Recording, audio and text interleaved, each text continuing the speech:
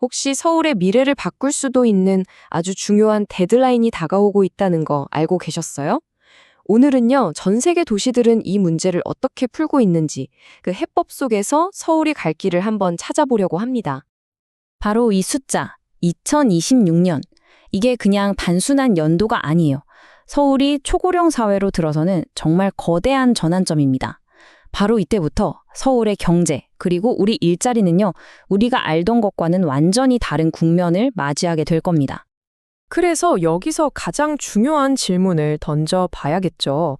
과연 우리 서울은 이 변화를 맞이할 준비가 되어 있을까요?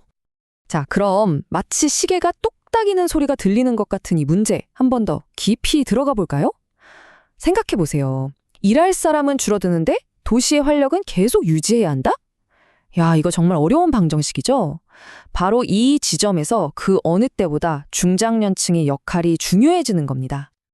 근데 다행인 건요, 이 길을 우리보다 먼저 걸어간 나라들이 있다는 겁니다. 이들의 플레이북에서 우리가 배울 점은 과연 뭘까요? 지금부터 세 나라의 해법을 한번 꼼꼼히 살펴보겠습니다.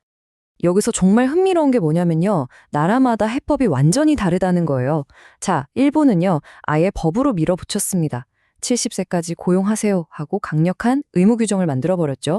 반면에 독일은 당근을 줬어요. 재정 지원이라던가 파트너십 같은 걸로 참여를 유도한 거죠. 그리고 싱가포르는 개인의 역량에 집중했습니다.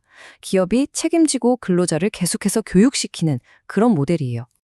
자, 이렇게 국가라는 큰 그림을 봤으니까 이제 현미경을 들고 도시 안으로 한번 들어가 볼까요?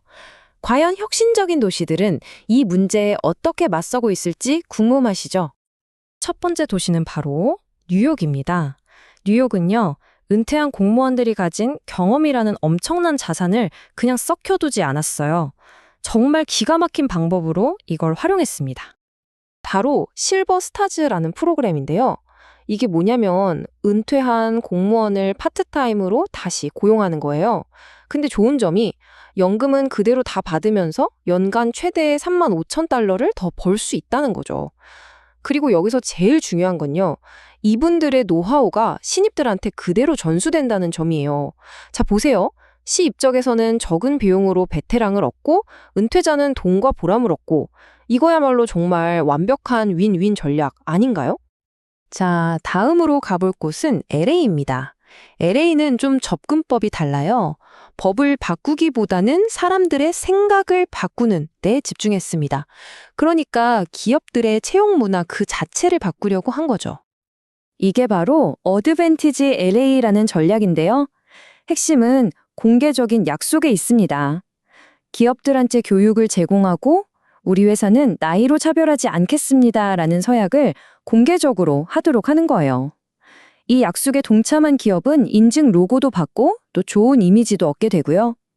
이게 강제는 아니지만 왠지 모든 기업이 참여하고 싶게 만드는 정말 영리한 방법이죠. 자, 마지막으로 살펴볼 도시는 바르셀로나입니다. 이곳의 접근법은 좀 더 따뜻해요. 기술이나 돈이 아니라 마음에 초점을 맞췄거든요. 바로 사람과 사람을 연결하는 멘토링을 활용했습니다. 멘토링 플러스라는 프로젝트인데요. 40세가 넘는 장기 실업자들을 지역사회 자원봉사 멘토랑 연결해 주는 거예요.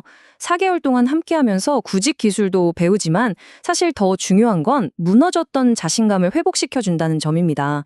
이 프로그램이 성공할 수 있었던 비결은 결국 당신은 혼자가 아니에요 라는 그 심리적인 지지, 바로 그거였던 거죠.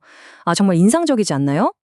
자, 이렇게 세계 곳곳의 사례들을 쭉 둘러보니까요, 굉장히 흥미로운 공통점이 보이기 시작합니다.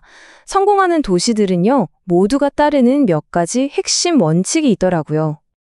바로 이 4가지 원칙이 성공의 열쇠라고 할 수 있습니다. 하나씩 살펴볼까요? 첫째, 강력한 법이 있어야 합니다.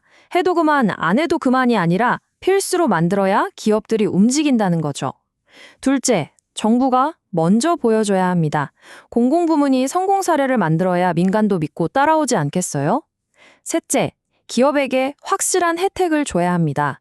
결국 기업은 돈이 되는 일에 움직이니까요. 그리고 마지막으로 끊임없는 재교육입니다. 빠르게 변하는 세상에서 평생학습은 이제 선택이 아닌 필수죠. 자, 그럼 이제 이 모든 글로벌 교훈들을 바탕으로 우리 서울의 구체적인 상황에 딱 맞는 청사진을 한번 그려볼 시간이 됐습니다. 그래서 저희가 이 모든 교훈을 담아서 제안하는 서울의 청사진은 바로 서울형 안정 계속고용 제도입니다. 핵심은 아주 간단해요. 공공부문이 먼저 시작해서 그 성공 모델을 민간으로 확산시키는 겁니다. 이건 독일의 성공 전략을 참고한 3단계 계획인데요. 먼저 1단계로 2025년에서 26년까지 공공부문에서 시범 운영을 하는 겁니다. 그리고 2단계에서 모든 공공기관으로 넓히고요. 마지막 3단계에서는 충분한 인센티브를 가지고 민간의 참여를 이끌어내는 거죠. 아주 체계적이죠? 이 제도의 가장 큰 장점은 바로 유연함에 있습니다. 두 가지 선택지가 있거든요.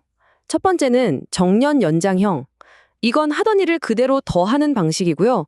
두 번째는 재계약형인데 이건 역할이나 근무 시간을 조절해서 새롭게 계약하는 방식입니다. 그러니까 직무 특성에 맞게 골라서 선택할 수 있다는 거죠. 자, 구체적인 첫 번째 제안입니다. 바로 서울시 50플러스 재단을 모든 걸 한 번에 해결하는 원스톱 고용 허브로 업그레이드 하자는 겁니다. 이건 일본과 싱가포르의 장점만 쏙쏙 가져온 건데요.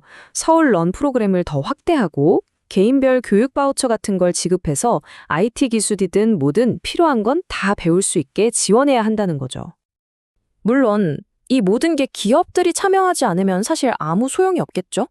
그럼 기업들을 어떻게 끌어들일 수 있을까요? 정답은 바로 확실한 인센티브입니다. 기존 정부 지원금에 서울시가 지원금을 더 얹어주고 직무 환경 개선 비용까지 지원해주는 거예요. 여기에 합리적인 임금 가이드라인까지 제공해서 기업의 부담을 최대한 덜어주는 게 핵심입니다. 어쩌면 고령화라는 건 우리가 해결해야 할 문제가 아니라 우리 사회가 가진 풍부한 경험과 지혜를 다시 한번 활용할 수 있는 기회가 아닐까요? 오늘 우리가 함께 살펴본 이 청사진이 정말로 서울의 미래를 바꾸는 현실이 되려면 이제부터 우리 모두의 깊은 고민과 관심이 필요할 때입니다.